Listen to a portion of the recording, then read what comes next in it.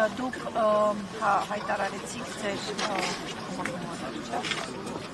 Համագումարին։ Համագումարը չէ վերջինը, որ հայտարարեց այդ տեխնոլոգիության մասին։ Չէ, դա համագումարին չենք հայտարարել, դա Ծրագրի ինչ որ հետո որոշում կայացվեց։ Հա, ամեն դեպքում դուք այդ օրը հայտարարեցիք, որ ձեր տեխնոլոգիության մասին հայտարարելու զուգահեռ, որ սկսում եք նաև քաղաքական դաշտի հետ քննարկումներ, հնարավոր միավորումներ կապված բավականին անցել է, պարոն Զուրաբյան, ինչ-որ հստակություն կա քաղաքական ուժերի հետ բանակցություններից արդյունք կա եւ այդ օրը ասացիք, որ դեռ անուններ չեք տա, ում հետ ինչի շուրջ եք բանակցում, կարող եք այսօր ասել, օրինակ կան ուժեր, որոնց հետ բանակցությունները արդեն արձանագրել եք, որ արդյունք չեն տալիս։ 100 անգամ ասել եմ, միջև արդյունք չլինի, ոչ անուն եմ տալու, ոչ խոսելու եմ այդ process-ի մասին։ Հազար մի բան խոսում ենք, բանակցում ենք, բայց եթե արդյունքը դեռ չկա, ինչի մենք դրա մասին խոսենք։ Արդյունք կլինի, խոսենք։ Իդեպ ես ձեզ մի բան ասեմ, այո, մենք կարծում ենք, որ միավորումները կբերեն ավելի արդյունավետ պայքարի, բայց մենք նաև չենք մոռանում, որ չենք կարող անտեսել այն հանգամանքը, որ միգուցե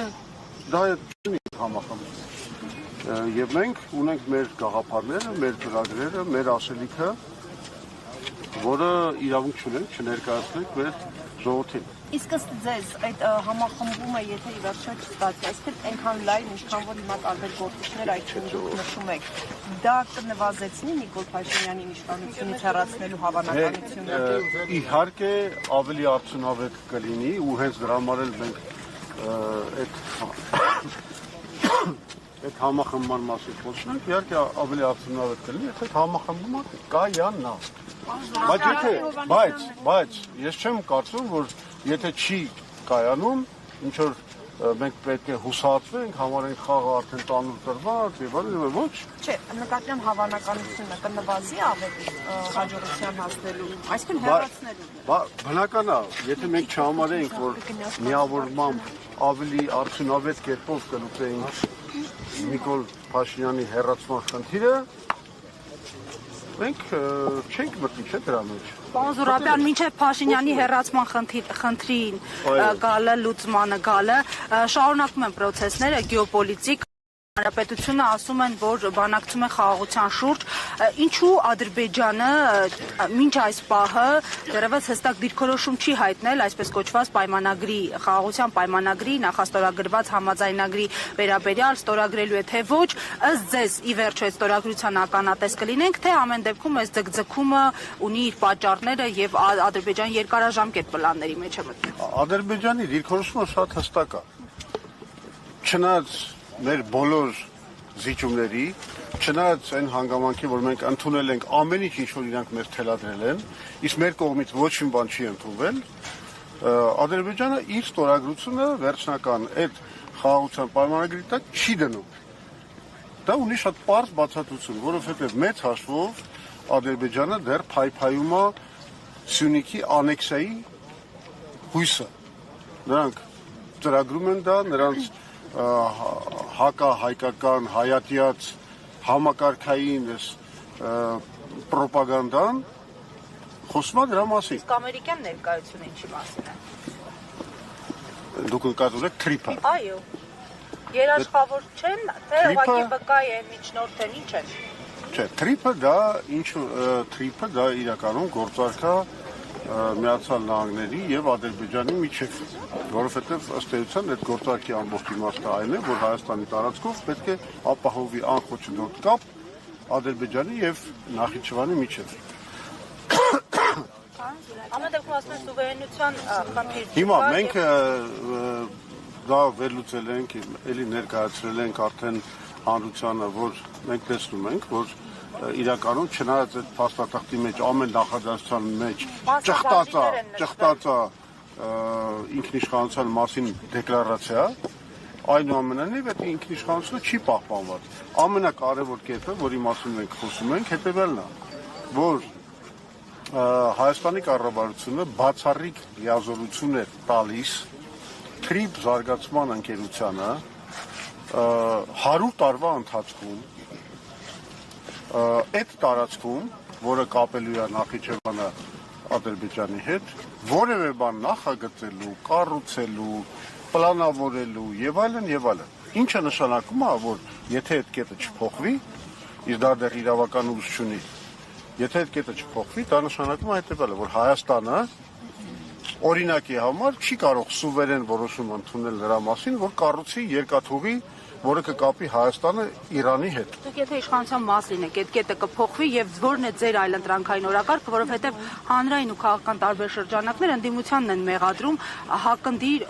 հակադեմ օրակարգեր չբերելու եւ դաշտում այսպես դատարկություն թողնելու Փաշինյանի ռետորաբանության համար։ Այդ ամենամեծ կեղծիքն է, որ իշխանությունը տարածում է մեր մասին, որովհետեւ իրենք ասում են, որ լավ թե վատ, հա, պարտվել ենք, ջարդվել ենք, ինչ ենք արել, հիմա խաղաղության ծրագիր ունենք ու մենակ մենք ունենք եւ ալտերնատիվ չկա։ Սա մեծ սուտ է, որովհետեւ կոնկրետ Հայ ազգային կոնգրեսը հանդես է եկել TRIP plus BRICS պայմանական անունով ծրագրով, որի գլխավոր գաղափարը հենց դրանում է կայանում, որ մենք պետք է միջազգային կոնսորցիում ստեղծենք, որը այդ TRIP-ի ուղուն, որը սպասարկելու է բացառապես Ադրբեջանի շահերը եւ աշխարհաքաղաքական ինչ-որ կենտրոնների շահեր, որոնք շահագրգռված են, որ Թուրքիան կապի, ասենք, բանի Միջին Ասիայի հետ։ Հա, մենք դրան պետք է ավելացնենք այն ինչ որ մենք կոչում ենք BRICS-ի կոմպոնենտը, այսինքն միջազգային կոնսորցիում, որը պետք է սարքի Հայաստան-Իրանին կապող երկաթուղի։ Ըստ էության Հայաստանի միջոցով Սևծովը Պարսից ծոցի հետ կապող երկաթուղի։ Դա շատ լավ մշակված պրոյեկտ է, 3.2 միլիարդ դոլար գնահատված, չինական մասնագետների կողմից մանրամասն գծագրված։ Այդ մենք ունենք մեր ձեռքում դա եւ մենք իշխանության գալուց առաջին խնդիրը դրելու ենք հենց դա, որ վերականգնենք աշխարհաքաղաքական բալանսը, ստեղծենք, այո, մենք հասկանում ենք, որ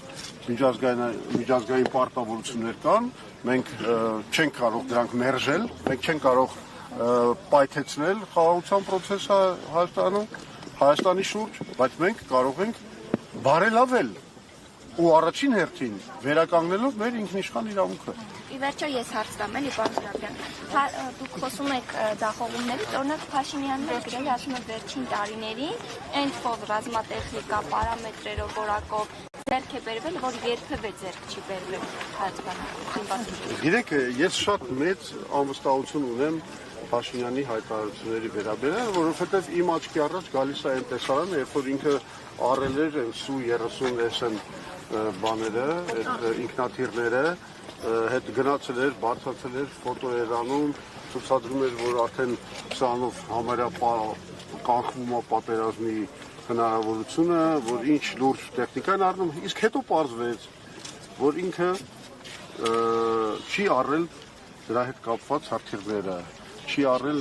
օդաչուների տրեյնինգի հետ կապված ծառայությունները, բաները, պահեստամասերի սպասարկումը եւ այլն եւ այլն։ Այսինքն դա, որի ծախսելով հարյուրավոր միլիոն դոլարներ այդ Su-30 SM ինքնաթիռների վրա, մենք ձեռք էինք բերել մետալալոմ էինք ձեռք բերել, որը պատերազմի ժամանակ ոչ մի դեր չկատարեց։ Հիմա, եթե ես ոնց կարող եմ այդ մարդու ասածների այս բանից հետո վստահել։ Պարոն Զուրաբյան, բանակի մասին կարծում եք, որ Հայաստանի անվտանգության երաշխիքը բանակ է շարունակում մնալ, թե օրինակ ինչպես իշխանությունը պնդում խաղաղության պայմանագիրը, իր բանակը ինչ դեր ունի այս։ Հիմա ոչ մի երաշխիք չկա խաղաղության։ Սա ընդհանրապես նախընտրական զինադադար է, որը Ալիևը կնքել է Հայաստանի հետ միայն մեկ նպատակով, որ Հայաստանում ամրապնդի Նիկոլ Փաշինյանի իշխանությունը։ Այսինքն իրան պետք է այդ բոլոր ժեստերը լինելու են, ադրբեջանական նավթ, չգիտեմ, էլի ինչ-որ բաներ կարող կանեն, որ Նիկոլ Փաշինյանը ստանձնի Ադրբեջանի գեներալ գուբերնատորի պաշտոնը Հայաստանում։ Բանակի դերը այս Հա? Բանակի դերը անվտանգության երաշխիք չի արդյոք բանակը։ Դե հիմա այս հենց այդ եմ ասում, իրականում ոչ մի երաշխիք այսօր գոյություն չունի, ոչ Միացյալ Նահանգներն են այսօր երաշխավորի, իրենք չեն էլ ստանձնել երաշխավորի դեր։ Մյուս կողմից ասում եմ, ստեղծված է աշխարհաքաղաքական մի հատ լարվածություն, որովհետև այդ տրիպով անտեսվում են օրինակի համար Ռուսաստանի, Իրանի, Չինաստանի, Հնդկաստանի շահերը, հետևաբար մենք իրականում ոչ թե ինչ-որ երաշխիքների պայմաններում ենք հայտնվել, այլ հակառակը երաշխիքների բացակայության պայմաններում։ Այդ երաշխիքները պետք է կառուցել, ու այդ երաշխիքներից գլխավորը պետք է լինի այդ ինչ-որ ես ասում եմ, որ մենք կարողանանք նորից վերականգնենք աշխարհաքաղաքական բալանսը։ Մենք այն դաշնակիցներին, որ ունեցել ենք իդեմս Մինսկի խմբի, նորից ունենանք։ Եվ բանակը պետք է լինի բաղադրիչ երաշխիքների եւ մեր դաշնակիցների հետ հարաբերությունների վերականգնումը պետք է լինի բաղադրիչ։ Ընդ որում բոլորի հետ։ Մենք ասում եմ, մենք չենք մերժում եւ եվրոպական միության հետ համագործակցությունը, մենք ողջունում ենք Միացյալ Նահանգների ներգրավվածությունը այս process-ների մեջ, բայց մենք հասկանում ենք, որ դա ունի սահմանափակ հնարավորություն։ Դրկին ուզում եի այդ մեր քաղաքական քննարկումներից հարցնել։ Տեսեք, բոլորը, գրեթե բոլորը ասում են, որ փորձենք համախմբում ձևավորել ավելի արդյունավետ նպատակային հասնելու համար Փաշինյանի հեռացմանը, բայց ըստ էության մինչև հիմա որևէ համագործակցության ձևաչափ դեռ չկա պաշտոնապես ձևավորված։ Հիմա դուք ձեր քննարկումներից ելնելով ինչ կարող եք ասել, եթե ընդդիմադիր դաշտում գլխավոր խնդիրը ձևակերպված է Նիկոլ Փաշինյանի հեռացումը, այդ ինչի շուրջ չի ստացվում քաղաքական ուժերին գալ համաձայնության, ծրագրային խնդիրներ են, գաղափարական հարցեր են, ներանձնային խնդիրներն են, այսպես որ ընդհանուր գծերով տալ այդ պատկերը, ինչն է գլխավոր խոչընդոտը։ Դուք գիտեք, շատ վատ բան եք ինձ առաջարկում, որ ես հիմա սկսեմ մեղադրանքներ, մեղքեր, բաշխել, մեղադրանքներ ներկայացնել եւ այլն եւ այլն։ Ես կարող եմ ընդհանրապես ասեմ, մեր դիրքորոշումը շատ ճկուն է։ Մենք առաջարկել ենք այդ կոմիտեի մոդելը, որտեղ այդ լիդերության համար պայքարից խուսափելու համար մենք ասում ենք եկեք ստեղծենք կոմիտե, որը հետագայում կընտրի, ասենք, վարչապետի թեկնածու։ Հասկանում եք, դա շատ ճկուն մոդել է, մենք առաջարկել ենք, ոչ ոք չի մերժում հետքում, բայց գործը առայժմ առաջ չի գնում։ Այսինքն լիդերության շուրջ ամեն դեպքում կան խնդիրներ։ Իսկ դուք ոնց եք կարծում, ոնց կարող է չլինի։ Ձեր բանակցությունները։ Բայց մենք ասում եմ, չնայած մենք շատ վճռական ենք, որ կոնկրետ ISN-ին տեխնոլոգիությամբ էլ գնանք եւ կռվենք մեր տեսակետների հաղթանակի համար, բայց մենք նաեւ ճկունությունը պահպանում ենք, որ եթե ինչ-որ իմաստալից, բովանդակալից միավորում առաջարկվի կամ մենք կարողանանք համոզել, մենք կարող ենք գնալ նաեւ կոմպրոմիսային վարչապետի, կոմպրոմիսային ծրագրի ստեղծման ուղղությամբ։ Դաշտում եղած տեխնացուներից ամենաընդունելին այս պահին դուք ում եք համարում, որ կարող եք միասնական դիրքերից հանդես գալ։ Գիտեք, ես ընդունելի հիմա տեխնացուներից չեմ խոսի, ես կարող եմ մի բան ասել, որ ակնհայտ է, որ հիմա կա ֆավորիտ, հա, բանը, ես Կարապետյանն քաղաքական ուժն է, հա, իհարկե բանակցում ենք։ Ինչ արդյոք այս պահին։ Բայց եթե ես ասես, Դուք գիտեք ով է վարչապետի տեխնացուն իրենց։ Ես իրանք կներեք, իրենք Կհայտարարեն, բայց ասել են, որ կա հայտարարեն, ընդունելի է։ լսեք, ես ձեր շպիոնը չեմ։ Չէ, նա Կարապետյանի տեխնացությունը որպես վարչապետ, Ստեյցյանի տեխնացությունն է պատրաստ հայտարարել։ Չէ, Դուք ես ում ասեմ, ես հետևյալն եմ ասել, որ իրանք հիմա ունեն այդ հնարավորությունը ստեղծել համազգային լուրջ քաղաքական համախմբում։ Իրանք սա կախված, իրանք այդ աստեղային ժամի հնարավորությունը ունեն։ Իրանք սա կախված, իրանք իրենց աստեղային ժամը կստանան, թե բաց կթողեն։ Բայց մեր կողմից կա ճկուն պատրաստակամություն, ինչ որ մի միասնական թիմ ստեղծելու ուղղությամբ։ Հիմա այդ պատասխանեցի հարցին, ասում եք, որ ամբողջական, այսինքն տարբեր քաղաքական ուժեր հենց դաշինք ձևավորեն, ֆորմալ դաշինք լինի Մերձևովի քաղաքական ուժի շուրջ, չէ՞։ Մեծ ցուցակ ձևավորի, դա եք ասում, որ իրենց շուրջ ստեղծեն լայն համախմբում։ Այսինքն կոնկրետ ուժերի հետ միավորվել։ Ես խոսում եմ լայն համախմբման մասին։ Քաղաքական ուժերը, որոնք ասենք իրատեսական են, ռացիոնալ մտածողություն ունեն, կիսում են նաև այդ մեր ծրագիրները, օրինակի համար Հայաստանի ինքնիշխանության վերականգնման ուղղությամբ, իրական խաղաղություն բերելու ուղղությամբ, տնտեսությունը զարգացնելու ուղղությամբ։ Եթե այդ ուժերը միասին կազմեն մի համախմբում եւ այո, բնականաբար մի ցուցակով գնան ընտրությունների, բայ իհարկե դրա մասին է խոսքը։ Այդ լիդերների մասին հարցին չպատասխանեցիք։ Ինչ հարց։ Ամենաընդունելին հիմա դաշտին եղած ինքնացիների պատասխանում եք Կարապետյանի մասին խոսեցիք, բայց շարունակում։ Չէ, ես իրանք էլ դեռ չեն հայտարարել իրենց լիդերները ով են, չէ։ Ես ընդհանրապես խոսում եմ ուժերի մասին։ Ձեր շուրջ համախմբի ներկայումս ընդդիմադիր դաշտից հանդես եկող։ Լսեք, ես գեղեցկության կոնկուրսի բան ժյուրիի անդամ չեմ, որ հիմա ասեմ ով է ավելի համակրելի կամ ոչ համակրելի։ Մեր համար կարևորը այնպեսի գործիքներ ստեղծենք, որ կարողանանք երկրում ինչ-որ բան փոխենք դեպի լավը, դրենք ճիշտ ռելսի վրա մեր երկիրը։ Ընդհանրապես սա է։ Ինչ է հիմա այս մեկը ավելի է դուր գալով չի։ Հովհաննիսյանը